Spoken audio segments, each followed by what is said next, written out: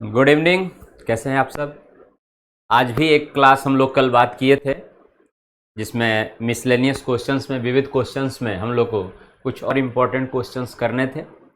ये सब प्रश्न आपको इसलिए करा रहे हैं कि आप सब कुछ ओवर समझ गए हैं, तो इन प्रश्नों को भी यदि आप समझ जाते हैं तो मैथ की कंसेप्ट जो है, क्लियरिटी जो है, वे काफ़ी बेहतर हो जाएगी।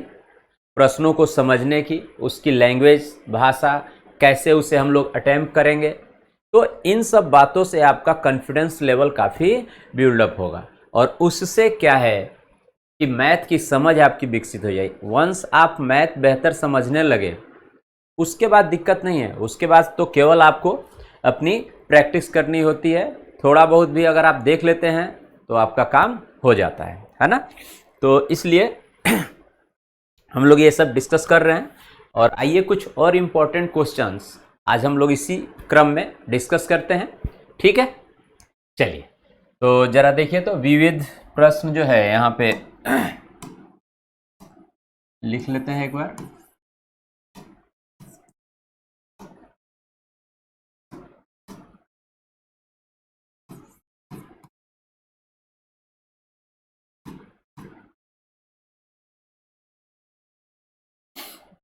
तो इसी क्रम में आज की भी क्लास हम लोग रखे हैं और पहला प्रश्न आप देखिए, इसमें आपको दिया गया है 2 अंकों की संख्या। कितने अंकों की संख्या है? 2 अंकों की, 2 डिजिट नंबर है। तो आपसे कहा गया उसी संख्या के, जो संख्या है 2 अंकों की, उसी संख्या के अंकों के योग। 2 अंकों की संख्या आप कहता है उसी संख्या के अंकों के योग के बीच का मतलब क्या हुआ?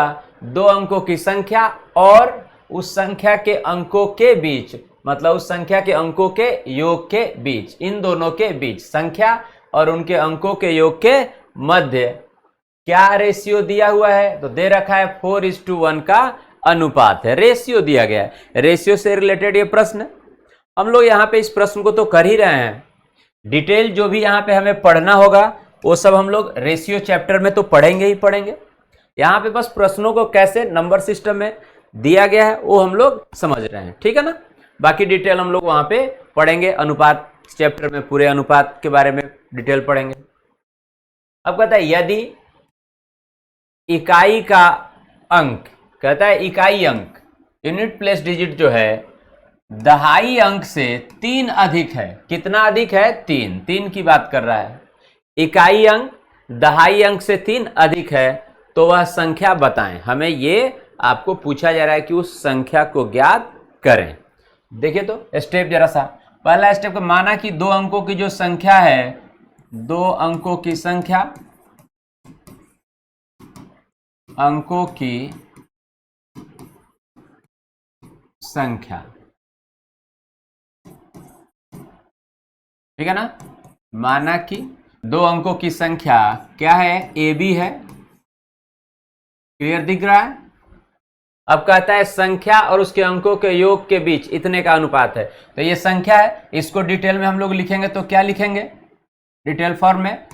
10A + B। ये सब हम लोग डिस्कस कर चुके हैं इस चैप्टर में, देख रहे हैं ना। और उसी का लैंग्वेज का ये प्रश्न है तो आप डिस्कस किए हुए, हम क्या लिखेंगे? इसका बड़ा रूप, ठीक है ना, डिटेल फॉर्म में लिखा हुआ है। B इकाई स्थान पे इसका प्लेस वैल्यू ये है और A का प्लेस वैल्यू क्या है? 10A, ठीक है। दोनों का योग इसके बराबर है। ये सब हम लोग डिस्कस पिछले क्लास में कर चुके हैं इसी चैप्टर में।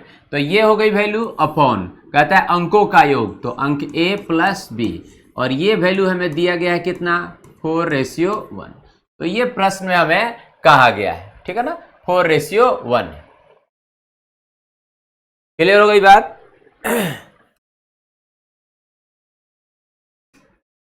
ठीक है, इतनी वैल्यू दी गई है। दूसरी बात क्या कही जा रही है? अब कहा जा रहा है इन अंकों के मध्य के रिलेशन को। तो कहता है कि इकाई का जो अंक है अर्थात B जो है वह दहाई के अंक से, दहाई अंक A है, इससे कितना अधिक है? 3 अधिक है। तो ये भी वैल्यू हमें दी गई है। तो एक पॉइंट ये दिया हुआ है और एक जानकारी ये दी गई है। और अब हमसे पूछा गया है कि संख्या बताएं AB। हम B के स्थान पर देखिए तो इस वैल्यू को यहाँ रख सकते हैं, रख के सरल कर दीजिए, A का मान आ जाएगा। A की वैल्यू यहाँ रख देंगे तो B वैल्यू ज्ञात हो जाएगी। AB ज्ञात हो गई तो हमारा उत्तर आ गया। स्पष्ट है? चलो, तो अब हम लोग क्या करें, यहाँ पे देखिए तो रखते हैं b की वैल्यू को यहाँ पे, तो b के स्थान पर क्या आ जाएगा a+3, यहाँ पे ये कितना है 10a, इसी में हम लोग वैल्यू को रख रहे हैं, देखिए तो, और 10a प्लस b के स्थान पर a+3 divided by a plus again b के स्थान पर a+3 इक्वल टू 4/1। अभी देखिए तो 11a हो गया +3, 11a +3 डिवाइडेड बाई ये 2a+3 इक्वल टू 4/1। अब 1 क्रॉस मल्टीप्लाई करेंगे तो 1 का मल्टीप्लाई करेंगे इतना ही वैल्यू रह जाएगा, और इनको इससे मल्टीप्लाई कर देंगे तो 4 × 2 8a, 8a को लेफ्ट साइड लाएंगे, देखिए 11 में से 8a चला जाएगा, 3a बचेगा, तो यहां हम लिख रहे हैं 3a इज इक्वल टू, ये देखिए 4 × 3 12 इस साइड है, और इस 3 को राइट साइड ले जाएंगे तो माइनस हो जाएगा, तो कितना रह जाएगा 9, इसलिए a बराबर क्या आ जाएगा 3 से भाग लग जाएगा 3 आ गई, तो a क्या है दहाई का अंक है, a की वैल्यू आ गई, इसलिए b की वैल्यू b बराबर a+3, 3 + 3 कितना हो गया 6, सो नंबर ही, इसलिए संख्या क्या हो गई ए बी, ए क्या प्राप्त हुआ है 3, बी क्या प्राप्त हुआ है 6, तो यही हमारी संख्या आ गई। तो इन प्रश्नों को आप इस प्रकार से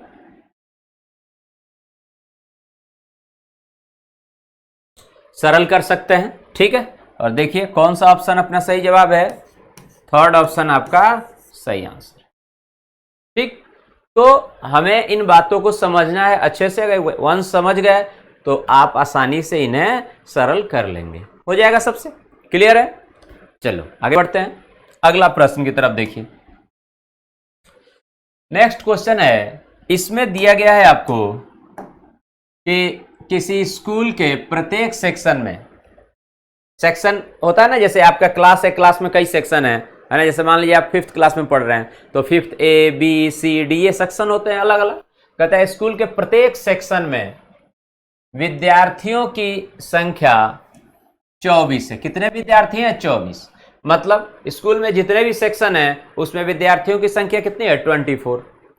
अब कहता है प्रत्येक विद्यार्थियों की, प्रत्येक सेक्शन में विद्यार्थियों की संख्या, मान लीजिए 5 सेक्शन है तो पांचों में 24 आपके क्या है विद्यार्थी हैं। अब आपसे कहता है नए विद्यार्थियों के नामांकन के बाद, अब नए विद्यार्थी का क्या हुआ नामांकन हुआ, नए विद्यार्थी और आए उनका एडमिशन हुआ, और तब कहता है एडमिशन के पश्चात 3 नया सेक्शन शुरू किया गया, 3 नए सेक्शन शुरू किए गए। मान लीजिए पहले अगर 10 थे तो और 3 बढ़ गए, 10 3 13, पहले 20 थे तो और 3 बढ़ गए 23 हो गए। तो कहता है कि नामांकन के पश्चात 3 नया सेक्शन शुरू किया गया।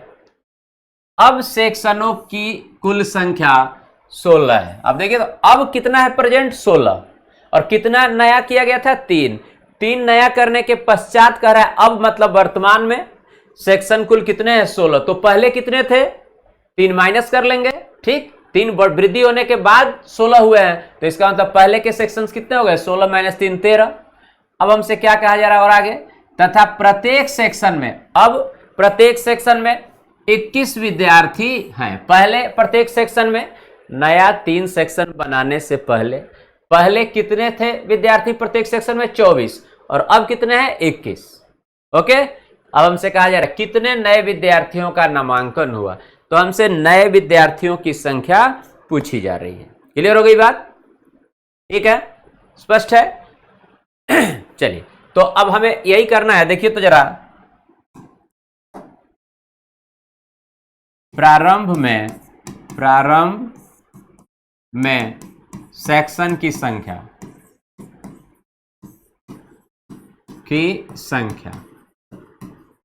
वर्तमान जितने सेक्शन है कितना है 16, उसमें से कितना कम कर लें 3, क्योंकि 3 नया सेक्शन बनाने के पश्चात 16 है, तो कितनी आ गई वैल्यू 13, मतलब प्रारंभ में 13 थे, ठीक है ना, वर्तमान में कितने हैं,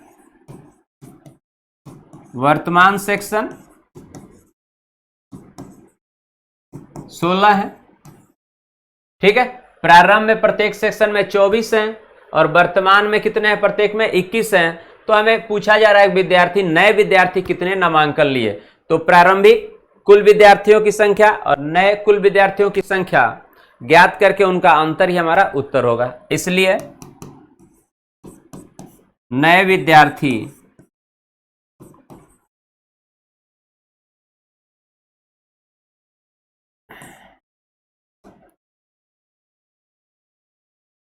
नए विद्यार्थियों की संख्या, नए विद्यार्थियों की संख्या बराबर क्या हो जाएगा, वर्तमान सेक्शन कितने 16, अब कितने हैं इसमें 21 माइनस प्रारंभ में कितने थे 13 और तब कितने थे प्रत्येक सेक्शन में 24। देखिए अभी 16 है और एक सेक्शन में 21 है, तो कुल छात्र कितने हुए, सेक्शन से मल्टीप्लाई कर दिया। पहले 13 सेक्शन थे और प्रत्येक में 24 थे, तो गुणा कर दिए कुल छात्रों की संख्या, और बस इसे सिंप्लीफाई करके आप आंसर ले लीजिए। क्लियर हो गई बात। तो इनको गुणा कीजिए, 6 हो गया, 16 दूनी 32 और 1 33 माइनस यहाँ पे 13 से डायरेक्ट भी आप गुणा कर सकते हैं, 13 चौक 52 कर 2 और 13 दूनी 26 और 5 31, और इनका 31 में से 36 में से 12 गया 24।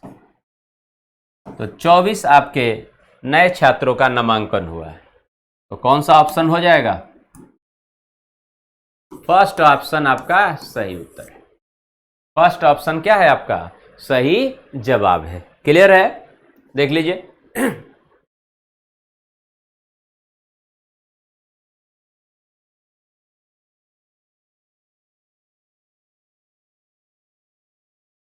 तो इस तरह से प्रश्नों को आपको घबराना नहीं है कि इतनी बड़े प्रश्न को कितने समय में करना है, आपको केवल पढ़ने में ही सब बातें क्लियर हो जाएंगी। और एक बात और ध्यान रखिए, जितने बड़े लाइन के एक प्रश्न में अगर अधिक लाइंस दी हुई हैं तो आप ये मान के चलिए कि वह प्रश्न अधिकतम ज्यादातर रूप से सरल होते हैं, क्योंकि उस प्रश्न की पूरी भाषा पूरी जानकारी दी गई होती है। तो जब आप उसे पढ़ते हैं तो आसानी से कर लेते हैं, लेकिन बहुत सारे छात्र क्या करते हैं, प्रश्न बड़ा देखकर बहुत सारी लाइनें इसमें पढ़नी है उसे पहले ही लीव कर देते हैं। एक लाइन के प्रश्न टफ होते हैं क्योंकि उसमें जानकारी न्यूनतम होती है और सब कुछ आपको अपने लेवल पर करना है। इसमें बहुत सारी जानकारी आपको दी गई रहती है, तो आसानी से हम लोग उसे कर भी लेते हैं। इसलिए क्वेश्चन अगर अधिक लाइन के रिटर्न हो तो उससे घबराना नहीं है, आप समझिए कि वह और इजी क्वेश्चन है और उसे हमें आसानी से और करना है। ठीक है ना। चलिए तो आगे बढ़ते हैं हम लोग। नेक्स्ट क्वेश्चन देखिए जरा,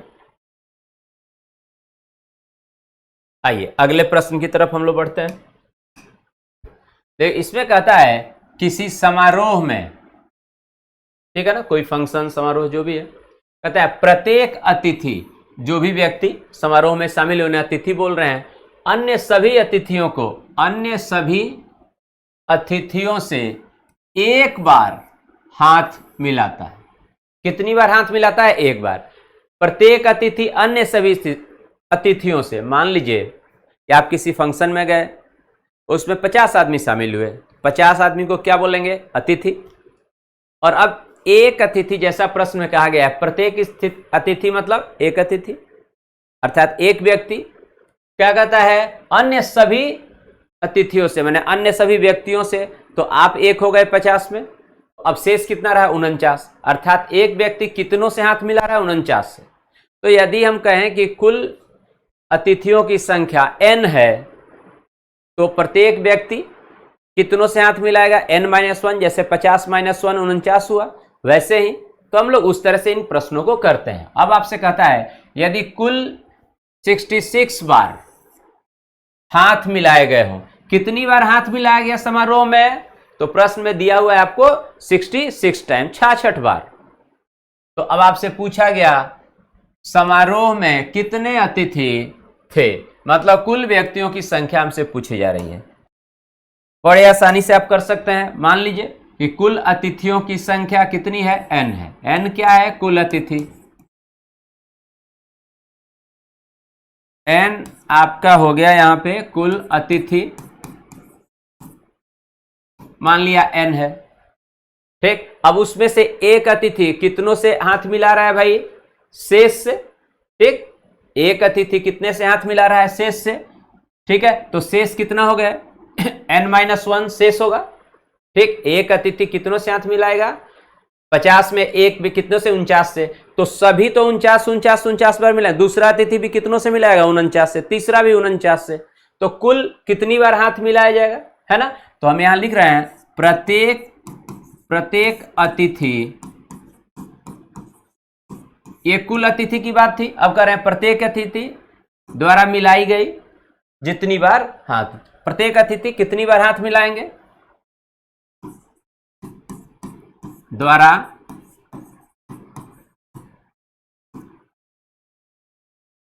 हाथ मिलाया जाना। प्रत्येक अतिथि द्वारा हाथ मिलाने की संख्या, माने प्रत्येक अतिथि कितनी बार हाथ मिलाएगा? तो जितनी संख्या है उससे एक कम, n-1 इतनी बार। ठीक है, 50 अतिथि थे, एक अतिथि कितनों से मिलाएगा? शेष से। 50 - 1 49। उसी तरह से कुल ये थे, प्रत्येक अतिथि कितनों से मिलाएगा? तो n-1 इतना। तो सभी n-1 बार हाथ मिलाएंगे तो कुल कितनी बार हाथ मिलाया जाएगा? इसलिए कुल हाथ मिलाए जाने की संख्या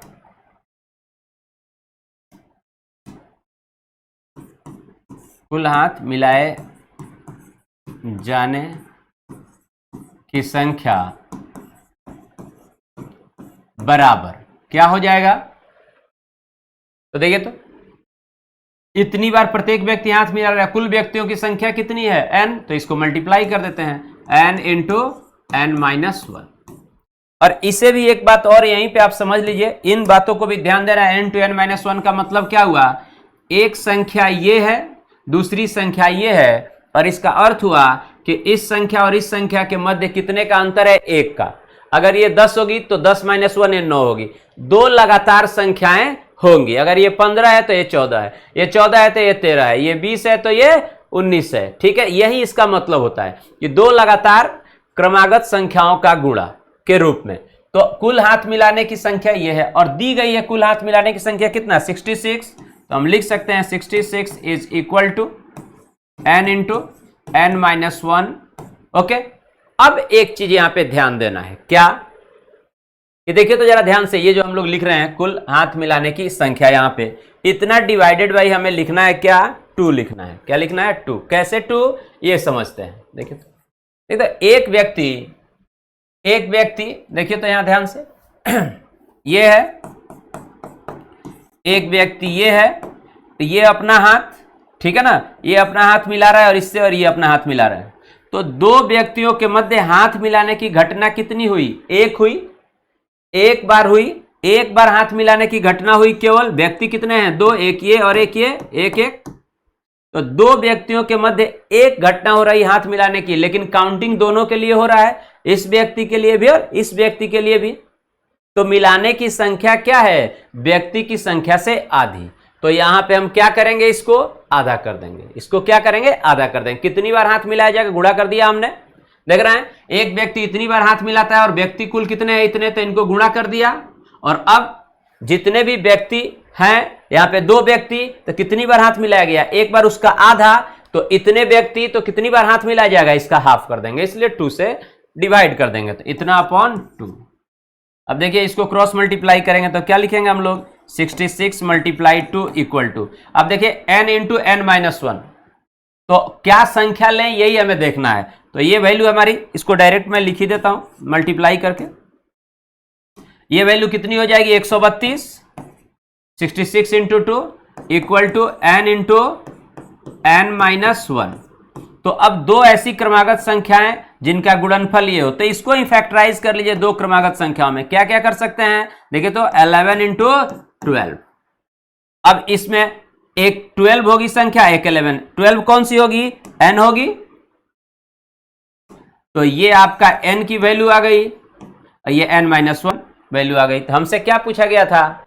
समारोह में कितने अतिथि थे? अतिथि की संख्या हमने क्या माना है? कुल अतिथि n, इसलिए n इज इक्वल टू 12। यही हमारा उत्तर हो गया। थर्ड ऑप्शन आपका क्या है सही जवाब। यदि यह घटना व्यक्तियों की संख्या के बराबर होती तो आप क्या करते हैं, तब संख्या क्या रह जाती भाई, आप ये भी 2 हैं, ये भी 2 हैं, आप 2 से ये 2 हैं और ये भी घटना भी 2 है, तो 2 को 2 से डिवाइड करेंगे, इतनी ही वैल्यू आ जाती। मल्टीप्लाई 2 करते और डिवाइड करते तो करने की जरूरत नहीं है। व्यक्ति की संख्या और घटना यदि बराबर है तो इतनी ही कुल घटना हो गई। जैसे मान लीजिए प्रश्न में कहा जाए कि एक दूसरे को गिफ्ट देते हैं, उपहार देते हैं। अब मान लीजिए कि यह ए व्यक्ति है, ये बी व्यक्ति है, यह इसे एक उपहार देता है, ये भी एक उपहार देता है, तो स्थिति क्या हुई कि उपहारों की संख्या बराबर है व्यक्तियों की संख्या। यहां 2 व्यक्ति 2 उपहार, तो ऐसी स्थिति में भाग देना नहीं पड़ता। कुल संख्या क्या होती है, n इंटू n माइनस 1। ठीक है, अब 1 है तो 1 से मल्टीप्लाई कर रहे हैं, और यदि कहा जाता है कि प्रत्येक व्यक्ति 1 से अधिक उपहार देता है तो उतने से इसे मल्टीप्लाई, अभी 1 से मल्टीप्लाई कर रहे हैं हम लोग, प्रत्येक व्यक्ति 1 उपहार देता है तो इंटू 1 है। कहा जाता है 10 उपहार देता है तो इंटू आप 10 करते हैं। क्लियर। लेकिन हमें यह देखना है कि इन दोनों के मध्य जो घटना हो रही है वह प्रत्येक पर क्या है। अब उपहार अगर देते तो ये भी उपहार देता, कितने उपहार दे रहे हैं प्रत्येक, वो तो मल्टीप्लाई करेंगे ही, तो 1 1 दे रहे हैं तो 1 से मल्टीप्लाई करेंगे, 10 10 दे 10 से मल्टीप्लाई करते। साथ ही ये देखना है हमें कि इनमें और इनमें क्या यहां पे संबंध है, तो ये जितना उपहार देगा उसकी काउंटिंग होगी और ये भी जितना उसकी भी काउंटिंग, मतलब दोनों की काउंटिंग हो रही है, तो दोनों बराबर हो गए। जबकि हाथ मिलाने में क्या हो रहा है कि ये भी हाथ मिला रहा है, ये भी, काउंटिंग कितने बार हुई, 1 बार, तो व्यक्ति आधे इधर थे और आधे इधर से, बराबर बराबर नहीं हुआ। इसका मतलब 2 व्यक्तियों के मध्य 1 हो रहा है, तो व्यक्तियों की संख्या की आधी हाथ मिलाने की, और यही हम लिख रहे हैं हाथ मिलाने की घटना, इसलिए हाफ किया गया है। तो आप प्रश्न में देख लीजिएगा कि क्या कहा गया है, ठीक है, उसके अनुसार हम लोग लिखेंगे। ठीक, गिफ्ट हो गया, चॉकलेट्स हो गए, जैसे बांटे जाते हैं, सब में क्या होगा, सब बराबर है, n इंटू n माइनस 1 ही रहेगा। तो ये केवल समझ लीजिएगा, बाकी की बातें सेम है। और ऐसे प्रश्न आपको आगे मैं और करा दूंगा जिसमें संख्यात्मक रूप से अगर 10 उपहार बांट रहे हैं, 20 बांट रहे हैं, तो उसे भी हम लोग करेंगे। ओके, तो हमारा आंसर क्या आ गया, 12। ठीक है, स्पष्ट है सबको। चलिए अगले प्रश्न की तरफ बढ़ते हैं। देखिए, तो इस प्रश्न में कहा गया है 1000 व्यक्तियों के एक समूह में 760 व्यक्ति हिंदी बोल सकते हैं तथा 530 अंग्रेजी बोल सकते हैं। 1000 में से 760 हिंदी बोल रहे हैं, 530 अंग्रेजी बोल रहे हैं, तो कहता है हिंदी व अंग्रेजी बोलने वालों की संख्या बताएं। मतलब वैसे व्यक्तियों की संख्या बतानी है जो हिंदी और अंग्रेजी दोनों बोलते हैं। ऐसे प्रश्नों में यह क्या हुआ, कुल संख्या हुई, यह क्या हुआ, कुल संख्या हुई। इसको हम लोग ऐसे भी यूनियन टाइप से हम लोग पढ़ते हैं। मान लीजिए एक इंग्लिश हिंदी है तो हिंदी के लिए H समझ लीजिए, हिंदी बोलने वाले, और अंग्रेजी बोलने वाले को E। तो अब हम लोग दोनों की संख्या की बात करें तो n into Hindi union English लिखेंगे ऐसे।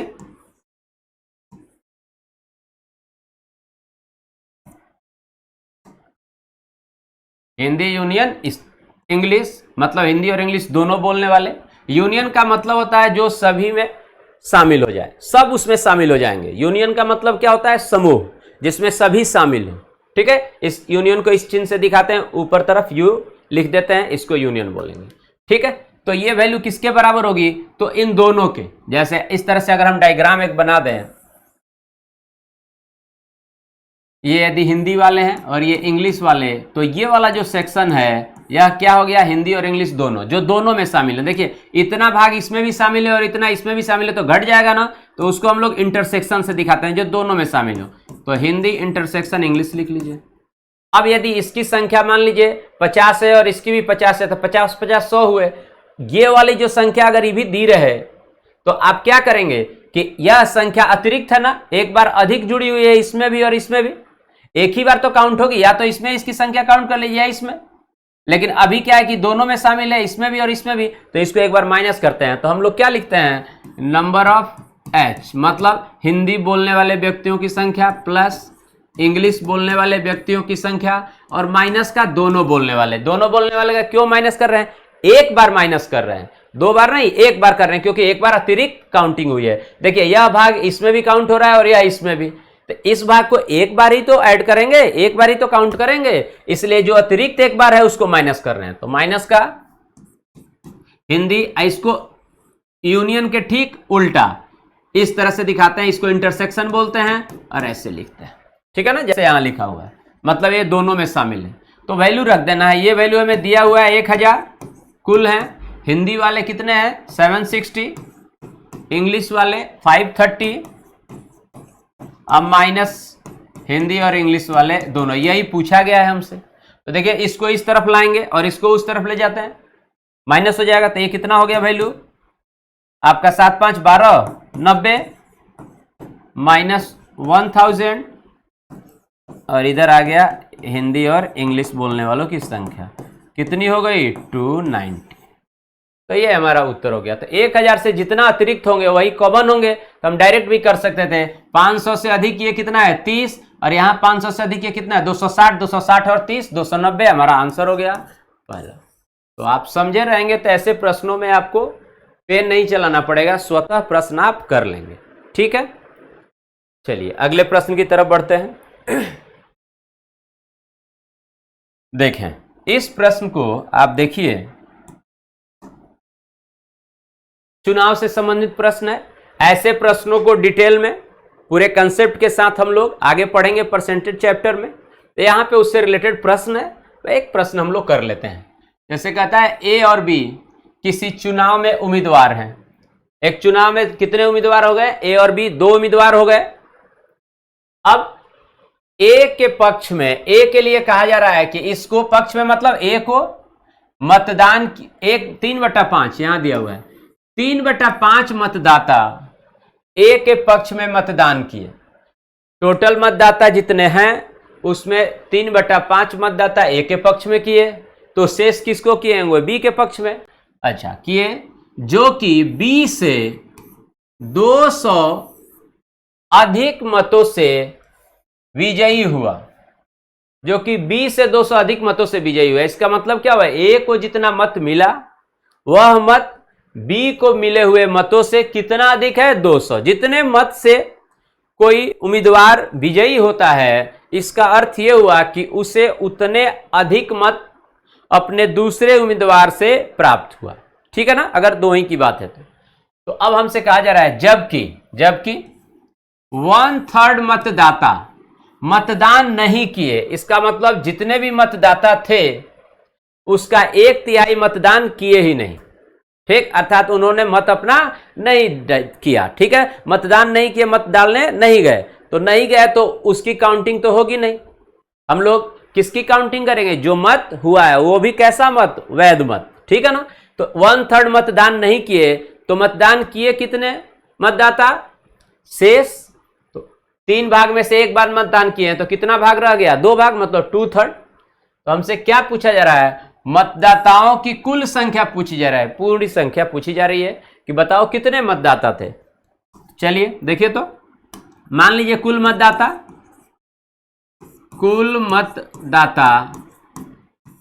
x है। मान लिया कि कुल मतदाता की संख्या क्या है, x है, ए बी सी जो मानना है मान लीजिए। अब इसमें से कहता है 1/3 मतदान नहीं किए, तो किए कितने, 1 में से 3 में से 1 नहीं किए, तो शेष 3 - 1 2, तो 2/3। इसलिए कुल मतदान, हम लोग कुल मतदान की बात कर लेते हैं।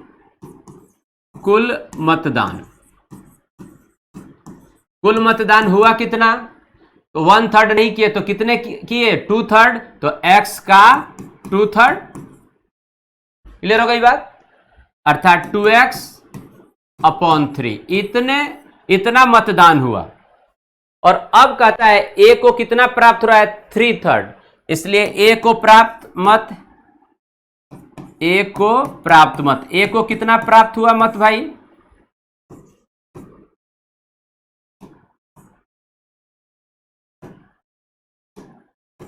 ए को कितना मत प्राप्त हुआ, तो जितना मतदान हुआ है उसका कितना 3/5, यही कहा गया है। तो लिख लेते हैं हम लोग 2x/3 × 3/5, इतना मतदान हुआ था, इसका 3/5 पार्ट किसको हुआ है भाई? ए को प्राप्त हुआ। दिया है 3/5 मतदाता ए को मत करते हैं, तो 3/5 मतदाता ए को मत करते हैं, तो कितने बी को करेंगे? शेष 5 में से 3 कर रहे हैं ए को, तो कितने बी को कर रहे हैं? 2। 5 - 3 2 माने 2/5। तो ए को प्राप्त मत निकाल लिए, कुल मतदान का 3/5 कितना हो गया? देखिए 3 से 3 डिवाइड हो गया, तो वैल्यू क्या आ गई? 2x/5, ये ए को। इसलिए बी के लिए बात करते हैं। बी को प्राप्त मत, बी को कितना प्राप्त हुआ भाई? तो कुल मत 2x/3 मल्टीप्लाई 3/5 ए को प्राप्त हुआ था, तो शेष बी को, इसका मतलब 2/5। ये वैल्यू कितनी हो गई? देखिए तो 4x/15। तो हमें यह पता चल गया कि ए को कुल कितना प्राप्त हुआ है मत, और बी को कितना प्राप्त हुआ है। और प्रश्न में दिया हुआ है कि ए को प्राप्त मन बी से कितने अधिक है? 200। इसका मतलब यह मत ए का बी से 200 अधिक है, अर्थात इन दोनों का डिफरेंस। ठीक, तो हम लिख सकते हैं, इसलिए 2x/5 माइनस 4x/15, और ये किसके बराबर है? 200 के। अब बस इसको सरल करके x ज्ञात करना है, हमारा कुल मतदान निकल जाएगा। समझ गए ना बात? तो समझे हुए हैं तो इतना कुछ लिखना नहीं है, एक एक लाइन में हम लोग क्या करेंगे? 1/3 नहीं किए तो कितने रह गए? 2/3, 2/3 का 3/5, अगेन 2/3 का कितना? 2/5। ठीक है ना? और तुरंत हम लोग अंतर लिख के कैलकुलेट कर लेते, तो ये एलसीएम 15 ही हो जाएगा। ठीक है, और ये 15 देखिए इधर आके गुणा हो जाएगा, तो हम लोग इधर लिख सकते हैं 200 × 15। इस तरफ क्या रह गया हमारे पास? तो 5 से भाग देंगे इसको, 3 आएगा, ये 6x, और ये कितना हो जाएगा? 4x। 6x - 4x 2x, इसलिए x बराबर 2 से देखिए कितनी बार में डिवाइड होगा? 100 बार में, 100 टाइम्स 100 × 15 कितना आ गया? 1500। इसका मतलब कुल मतदाता कितने थे? 1500, और ये आपका सेकंड ऑप्शन क्या हो जाएगा? सही आंसर है। आगे बात समझ में? तो ऐसे प्रश्नों को भी आप तुरंत कर सकते हैं, जब समझ गए हैं तो कर सकते। इसमें कुछ है नहीं, डायरेक्ट करना होता कैसे करते हैं हम लोग? 1/3 हटा दिया तो बच गया 2/3, 2/3 का 3/5, अगेन 2/3 का 2/5, क्योंकि 5 में से 3 ए को कर रहे हैं, तो शेष जो बच गए बी को कर रहे हैं, कितने बच गए? 2, तो 2/5 लिखेंगे, और दोनों का अंतर लिख देते हैं, ये वैल्यू हमारी आ जाती है। ठीक है, चलिए अगले प्रश्न की तरफ बढ़ते हैं।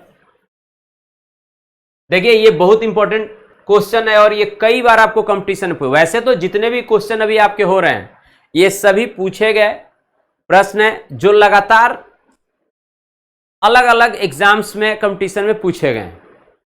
आइए इसको देखते हैं जरा सा। कहता है एक 8 सेंटीमीटर लंबी मोमबत्ती 2 घंटे में 3 सेंटीमीटर की दर से जल रही है। तो 8 सेंटीमीटर जो कैंडल है, देखिए तो ऐसे हम दिखा देते हैं, ये 8 सेंटीमीटर इसको लिख रहे हैं, 8 सेंटीमीटर की कैंडल, और इसके जलने की रफ्तार क्या कर रहा है? 2 आवर्स में 3 सेंटीमीटर, ये इसकी दर हो गई। दूसरा कहता है क्या? एक अन्य इतने सेंटीमीटर लंबी मोमबत्ती 3 घंटे में 2 सेंटीमीटर की दर से जल रही है। दूसरी जो कैंडल है उसकी लेंथ कितनी है? 11/2 सेंटीमीटर, और इसके जलने की दर क्या है? 3 आवर्स में 2 सेंटीमीटर। ये 3 घंटे में 2 सेंटीमीटर जलती है, अब पहले वाली 2 घंटे में 3 सेंटीमीटर जल रही है। अब हमसे पूछा गया कितने समय बाद दोनों मोमबत्तियों की लंबाई एक साथ, कितने समय बाद दोनों की लंबाई एक समान हो जाएगी? दोनों मोमबत्तियों की लंबाई मतलब हाइट दोनों की क्या हो? सेम हो जाए। ये एक कैंडल है, एक कैंडल ये है, दोनों जलना शुरू कर रही हैं, इसकी हाइट दे रखी है और इसकी भी हाइट दे रखी है। अब कहता है अगर दोनों जलना शुरू की सेम टाइम पे, कोई अलग अलग समय नहीं कहा गया, इसका मतलब एट ए टाइम दोनों जला रहे हैं, तो कितने समय के पश्चात दोनों की हाइट एक बराबर हो? मान लीजिए कुछ समय पश्चात ये वाली कैंडल यहाँ पे, ए कैंडल नेमिंग कर देते हैं इसको, पहले वाले को ए कैंडल कह देते हैं, दूसरी वाली को बी कैंडल कह देते हैं। तो ए और बी दोनों की हाइट कितने समय बाद एक समान हो जाए। मान लीजिए जल के यहाँ तक आ गई और ये भी जलकर यहाँ तक आ गई, अब दोनों की हाइट क्या हो गई भाई, एक समान हो गई। तो ये पूछा जा रहा है यहाँ से यहाँ जलने में और इसको यहाँ से यहाँ जलने में कितना समय लगेगा। अब देखिए तो एक समय पर दोनों को जलाया गया, मान लीजिए कि 12 बजे दोनों को एक साथ जला दिया गया। अब 2 बजे हम देखें तो दोनों के लिए इसको भी 2 घंटा हुआ, इससे भी 2 घंटे, या 2 घंटे में इतनी जली है, 2 घंटे में इतनी जली। क्यों? दोनों की रफ्तार देखिए अलग अलग है। जलने की दर क्या है, 2 घंटे में 3 सेंटीमीटर, ये 3 घंटे में 2 सेंटीमीटर। तो हम प्रति घंटे इनकी दर ज्ञात कर ले रहे हैं जलने की, इसलिए 1 घंटे में कितनी हो जाएगी, 2 से भाग लग जाएगा, 3/2 सेंटीमीटर। ये इसकी दर हो गई जलने की। पहले वाली ए कैंडल 1 घंटे में कितनी जलेगी, 2 से भाग लग गया, 3/2 सेंटीमीटर। और इस तरह से बी कैंडल पर आवर कितनी जल जाएगी 1 घंटे में, तो 2/3 सेंटीमीटर। अब दोनों इतनी जो जल रही हैं, जो भी ये भी 1 घंटे में इतनी जल रही है, ये भी 1 घंटे में इतनी जल रही है, 1 घंटे में दोनों के जलने का ये आपका दर है कि प्रत्येक घंटे ये इतनी जलेगी, ये इतनी जलेगी। तो हमें समय का पता करना है कि कितने समय बाद दोनों की हाइट इक्वल हो जाए, ये इतनी और ये इतनी। जलने के लिए तो हमेशा पहली कैंडल निश्चित समय 1 घंटे में ज्यादा जल रही है और ये कम जल रही है, उसकी दर अलग अलग है तो जलेगी, लेकिन हाइट कब इक्वल हो जाए ये पूछा जा रहा है। तो हमें समय पूछा गया है कि कितने समय पश्चात। तो मान लेते हैं, माना कि टी समय पश्चात, मतलब अब टी समय हो 1 घंटा हो, 2 घंटा हो, या जितना भी हो, इसलिए माना कि टी समय पश्चात दोनों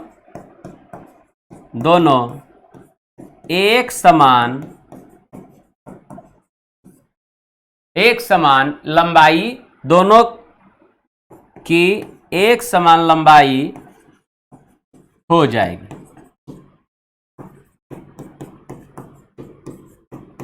ठीक है ना, दोनों की एक समान लंबाई हो जाएगी। तो अब टी समय पश्चात हमने क्या कहा कि माना कि टी समय पश्चात इतने समय में जितनी भी ये जली, ठीक है ना, इतनी हाइट हो गई और ये भी जल के इतनी हाइट हो गई, तो बराबर हो गया। तो टी समय में ये कितनी जलेगी, हमें जलने का दर मालूम है क्या, 1 घंटे में इतना, तो टी समय में कितना, टी से गुणा हो जाएगा। उसी तरह से 1 घंटे में इतना, तो टी समय में इसके लिए भी वही समय है, तो इसलिए क्या लिखेंगे भाई, टी से इसको भी गुणा कर देंगे, इसको भी। तो ये हो गई कितनी, 3/2t, और ये क्या हो जाएगी 2/3t।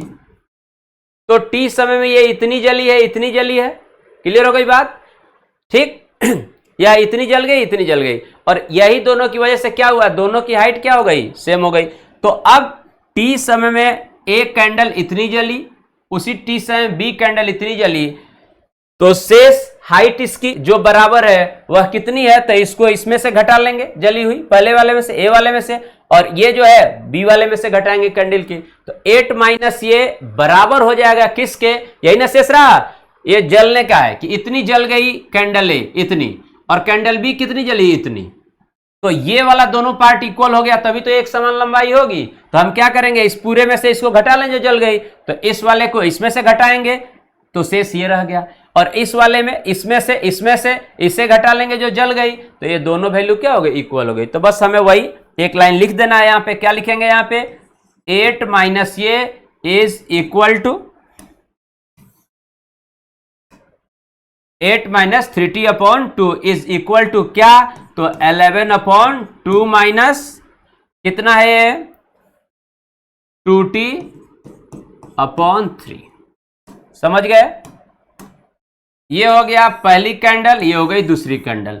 ये 3/2 क्या है, प्रति आवर जल रही है। तो टी समय में चूंकि हमने मान लिया कि दोनों समान लंबाई की हो गई, तो टी समय में एक कैंडल कितनी जलेगी, इसको मल्टीप्लाई कर देंगे इसके जलने के दर से, और बी कैंडल कितनी जलेगी, तो ये जलने की दर है, इसको टी से मल्टीप्लाई कर देंगे। अब टोटल हाइट में से इतनी जल गई, उसको घटा लेंगे तो ये बच गया शेष लंबाई, और इसकी भी टोटल हाइट में से इसमें से घटा लेंगे जलने की, तो ये शेष बच गया। ये दोनों क्या है, इक्वल है, इसलिए बराबर लिख दिया। इसको सिंप्लीफाई करके टी हम लोग ज्ञात कर लेंगे, ठीक है। तो ऐसे प्रश्नों को आप जान रहे हैं, तो इतना कुछ आपको केवल बता रहे हैं, हम समझा रहे हैं, आपको कुछ नहीं करना है। पर आवर रेट ले लिया, और टी समय मान लिए तो उसमें टी का गुणा कर दीजिए, इधर भी टी का, ये इतनी जली है तो शेष कितना रह गया, इसमें से घटा लीजिए, ये इतनी जली है तो शेष कितना रह गया, इसमें से घटा लीजिए, और दोनों क्या है कह रहा है एक समान हो गई लंबाई, तो बराबर लिख के सॉल्व कर लेना। देखिए तो ये कितना हो जाएगा, 8 दूनी 16, 16 minus 3t upon 2 equal to यहाँ पे एलसीएम 6 हो जाएगा, तो यहाँ पे 33 माइनस ये आपका आ गया 40 अपॉन 6। अब देखिए तो 2 से ये डिवाइड हो जाएगा 3 टाइम्स में, अब 3 से अगेन इसको हम लोग मल्टीप्लाई करेंगे, 3 से अगेन इसे हम लोग क्या करेंगे, मल्टीप्लाई करेंगे, तो कितना हो जाएगा, देखिए ये 16 48 माइनस कितना 90, 16 48 माइनस कितना 3 इंटू 3 90, और इधर क्या रह गया 33 माइनस 40, तो माइनस का 90 राइट साइड ले जाएंगे तो प्लस का हो जाएगा, तो 90 में से 40 घट जाएगा, कितना बचेगा 5t, और इधर देखिए ये 33 को लेफ्ट साइड लाएंगे तो इसमें से घट जाएगा, तो 16 48 माइनस 33, 48 में से 33 आप घटा दीजिए, कितना बढ़ जाएगा 15, तो 15 इज इक्वल टू क्या हो गया 5t, तो मैं इसे जो है आपको यहां लिख देता हूं, 16 48 minus 90 is equal to 33 minus 40। अब देखिए 33 को हम इस तरफ लाते हैं और इसे इस तरफ ले जाते हैं, तो 48 माइनस 33 इक्वल टू माइनस 40 और प्लस का 90 हो गया, तो यहाँ पे वैल्यू क्या आ गई 5t, और ये कितना आ गया 15, इसलिए t इज इक्वल टू 5 से भाग लग जाएगा 3 आवर्स, तो यही हमारा आंसर हो गया। कौन सा ऑप्शन हो जाएगा जी, सेकंड ऑप्शन अपना क्या है सही उत्तर है। तो ऐसे प्रश्नों को आप तुरंत कर सकते हैं, ये आपको समझाने के लिए सब एक एक पॉइंट मैं डिस्कस कर दिया हूं, ठीक है ना, कि ये शेष यही ना लंबाई बराबर होगी, तो क्या किए हमने ज्ञात कर लिया टी समय में कितनी जल गई, तो जलने की दर से 3/2 पर घंटे जल रही है, तो टी समय में इंटू टी 3t/2, यहाँ पे भी टी से गुणा कर देंगे उसी समय में, तो 2t/3, इतनी जल गई, तो बची कितनी जो उनकी लंबाई है, तो इसको इसमें से घटा लिए और इसकी लंबाई में से घटा लिए, बराबर लिख दिया, सॉल्यूशन हो गया। तो अब आगे से आप प्रश्न ऐसा पूछा जाए तो डायरेक्ट आप ये इक्वेशन लिख लेंगे, हो जाएगा। चलिए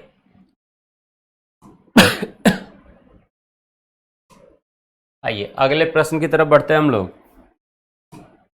जरा ये प्रश्न देखें, एक पार्टी में प्रत्येक 2 अतिथि द्वारा, देखिए तो प्रत्येक 2 अतिथि द्वारा, प्रत्येक 2 अतिथि मतलब 2 अतिथि जो हैं द्वारा चावल की एक प्लेट, किसकी एक प्लेट, चावल की, चावल की एक प्लेट प्रयोग की जा गई।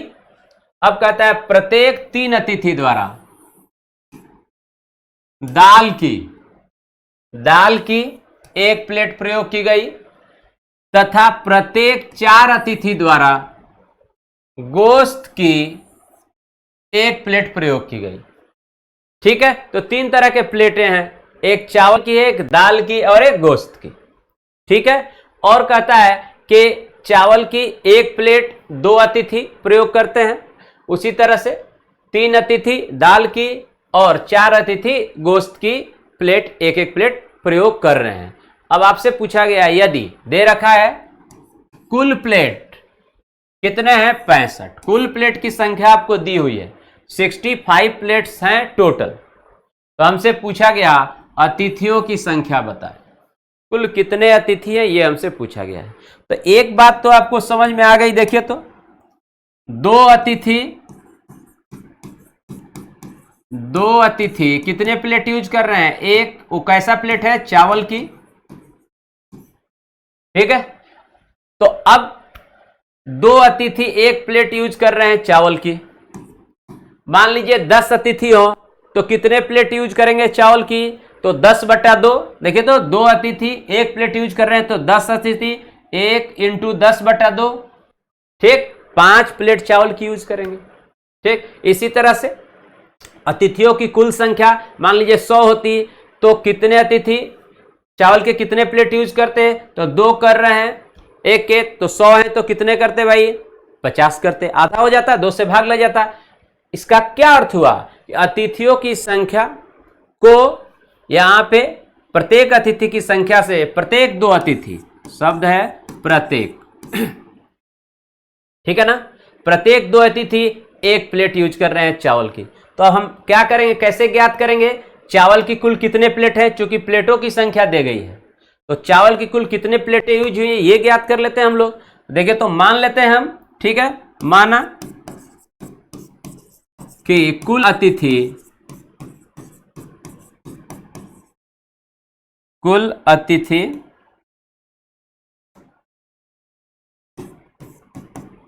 ठीक है x हैं, कुल अतिथि की संख्या मान लिया, माना कि कुल अतिथि x हैं, ओके, ये हटाइए। इसलिए चावल की कुल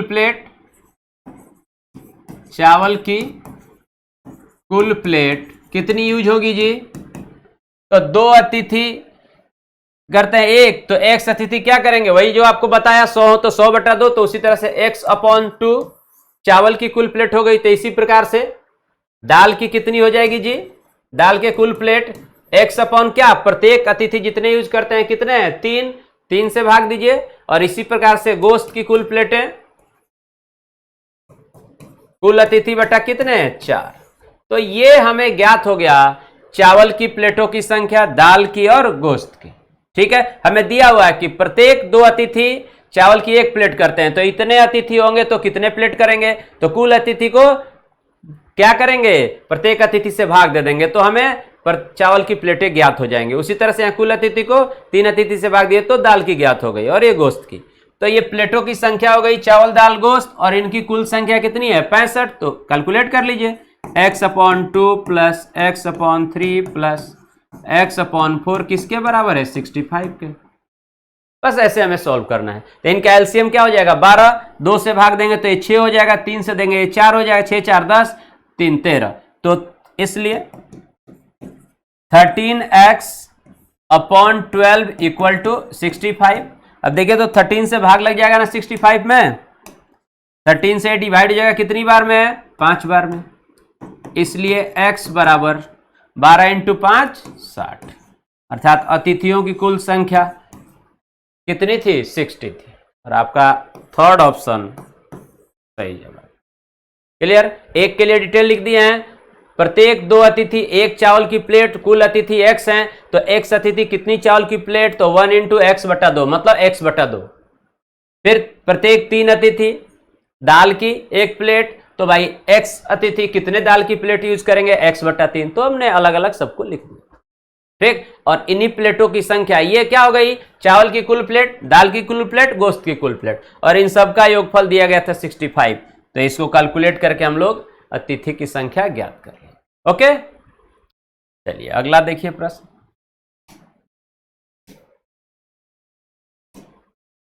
देखिए इस प्रश्न में बहुत बढ़िया प्रश्न है ये। क्या कहता है, यदि किसी संख्या के सैकड़े, दहाई एवं इकाई, इसका मतलब संख्या कितने अंकों की हो गई 3 अंकों की, ए बी सी, इसको क्या बोलेंगे इकाई अंक, इसे दहाई अंक, इसे सैकड़ा अंक के अंक क्रमशः 7 4 5 है। तो ये दे रखा है सैकड़ा का ये, दहाई का ये और इकाई का है, तो संख्या क्या हो गई भाई 745, यही संख्या हो गई।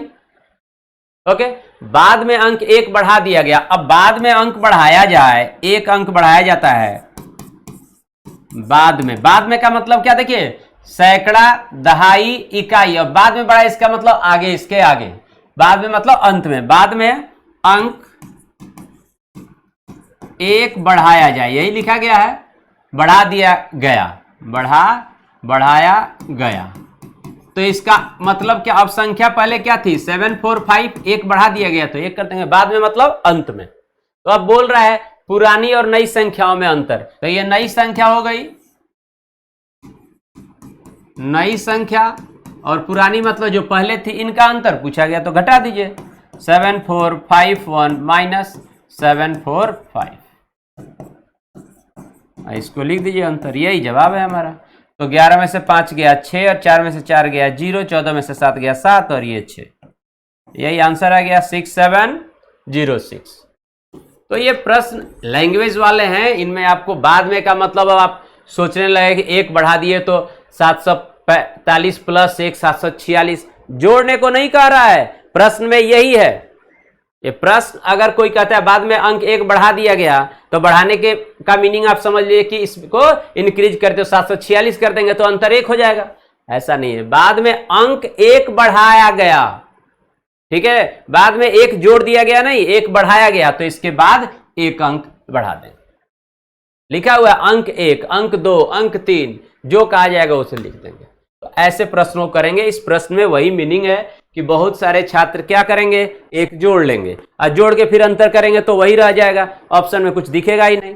तो इन बातों को, लैंग्वेज को, शब्दों को पूछे गए, ये सब लैंग्वेज आपके कंपटीशन के हैं, इनको समझना है, इसलिए इनको हम डिस्कस कर रहे हैं ताकि आपको फर्दर कोई दिक्कत ना आए।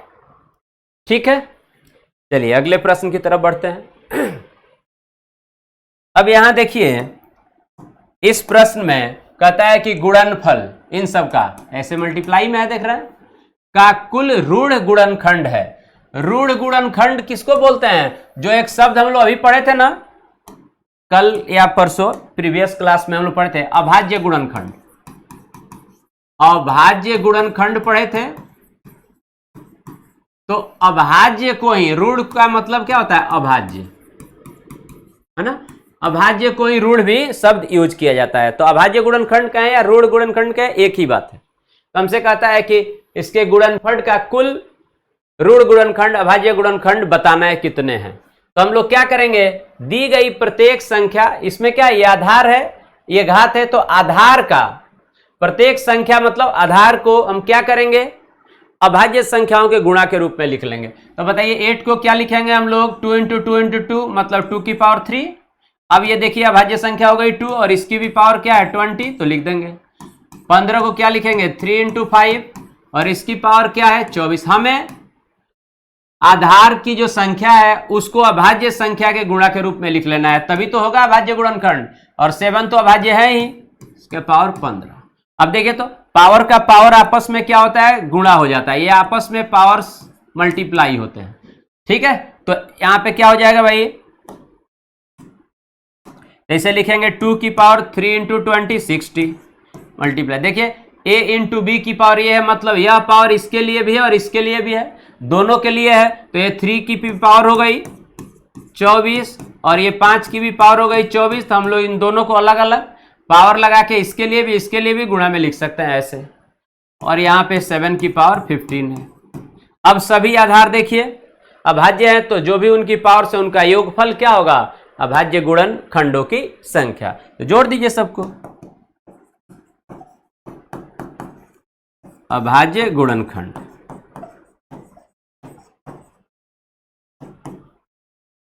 ठीक है, जोड़िए 60 + 24 + 24 + 15 60, 20 20 40 100 हो गए, 15 और 4 4 8 23 123।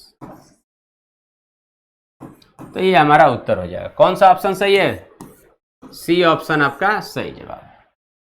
क्लियर है। चलिए एक प्रश्न और देख लेते हैं, ये भी अच्छा सा प्रश्न है, पूछा हुआ है ये भी। देखिए जरा क्या प्रश्न में कहता है, 350 पृष्ठ के पुस्तक पर, एक पुस्तक है, जैसे ये पुस्तक है,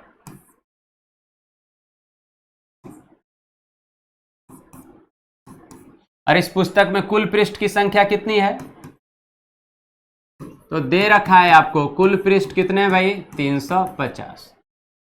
ठीक है ना। तो कहता है 350 पृष्ठ के पुस्तक पर पृष्ठ संख्या 1 2 3 4 5 डालने के लिए कितने अंकों की आवश्यकता होगी।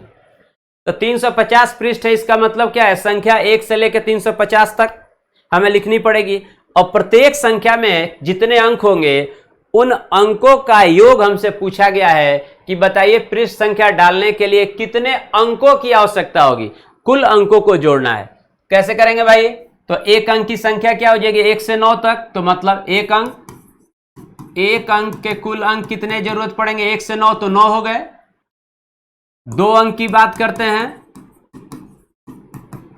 तो 10 से लेकर कहां तक? 99 तक पृष्ठ जब डालेंगे तो 2 अंक हैं, तो 10 से 99 तक संख्या कितनी हुई? 90। और 90 प्रत्येक में कितने अंक हैं? 2, तो गुणा कर लीजिए 180। और देन 99 के बाद 100, 3 अंक, तो 3 अंक में बताइए जरा सा। 3 अंक हो गए तो 3 अंक के लिए क्या लिखेंगे भाई हम लोग यहां पे? 100 से कहां तक? 350 तक। तो कितनी संख्या हो गई? 100 से 350, तो 100 प्लस 2.5 करेंगे, 350 हुआ, तो 2.5 और 100, ठीक, एक और ऐड कर देंगे तो 251 संख्या हुई। और इसको गुणा करेंगे 3 से, इसको भी कर लीजिए, तो कितनी हो गई वैल्यू? 75753। तो अब यही कुल अंक हो गए। ये 1 अंक के कुल अंक, ये 2 अंक के और ये 3 अंक के, और इन सब का योग क्या होगा? कुल अंकों की संख्या। इसलिए कुल आवश्यक अंक बराबर, जोड़ दीजिए सबको, इनको सबको जोड़ दीजिए। देखिए तो यहाँ पे 9 और 3 12 कर 2, और 8 2 10 5 15 कर 5, एक सेकेंड, 9 3 12, एक हुआ ना, 9 और 3 12 कर 2 1, 8 5 13 और 1 14 कर 4, 7 1 8 और 1 9, 942 अंकों की आवश्यकता होगी। और ये आपका थर्ड ऑप्शन क्या है? सही जवाब है। क्लियर है? तो ये सब काफी महत्वपूर्ण प्रश्न हैं जो आपको जानना आवश्यक है। आप इन सबको जानते रहेंगे तो मैथ में आप अपने आप को कॉन्फिडेंट महसूस करेंगे, और कॉन्फिडेंट होना आवश्यक है। एक बार आपको अपने आप पर फेथ हो गया कि हाँ अब मैं मैथ में क्वालिफाई कर जाऊंगा, तो उसके बाद आपको केवल उन बातों को बीच बीच में रिवाइज करते रहना है, इतना काफ़ी। ठीक है, चलिए हम लोग फिर कल मिलते हैं नेक्स्ट क्लास में। ओके, गुड नाइट, जय हिंद।